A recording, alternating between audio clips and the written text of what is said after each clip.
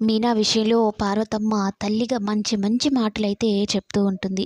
మీనా ఏమో బాలుని వాడు, వీడు అంటూ ఉంటే పార్వతమ్మకి కోపమొస్తుంది. నీ భర్త ఎంత మంచోడైనా, చెడ్డోడైనా వాడు, వీడు అన్నట్టు మాట్లాడకూడదమ్మా. నీ భర్తే నీకన్నీ స్నేహితుడైనా అన్నీ ఏ బాధొచ్చినా, ఏ సుఖమొచ్చినా అన్నీ నువ్వు ఆయనతోనే చెప్పుకోవాలి. అప్పుడే మీ ఇద్దరి మధ్యన దూరం తగ్గుతుందనైతే చెప్తూ ఉంటుంది. ఓవైపు సత్యం మీనాకి, బాలుకి శాంతి ముహూర్తం పెట్టించాలని పూజారినైతే రమ్మని చెప్పుంటాడు. ఆ మాటలు విని ప్రభావతి ఆ నష్టజాతకుడికి శుభఘడియలు ఎప్పుడు రావాలి అన్నట్టు అనుకుంటూ ఉంటుంది. ఇంతలో ఆ మాటలు బాలు వినేస్తాడు. విని అమ్మో! నా నిగ్రహానికి ఈరోజు భంగం కలిగేలాగా ఉంది. వీళ్ళేదో ముహూర్తాలు అది ఇది అంటున్నారు. ఇంట్లోంచి వెళ్ళిపోవాలి. ఏదో ఒకటి చేయాలనైతే అనుకుంటూ ఉంటాడు. ఇక అది కాస్త సత్యం పార్వతమ్మకి చెప్తాడు. ముహూర్తం ఈరోజు కుదిరిందమ్మా అని.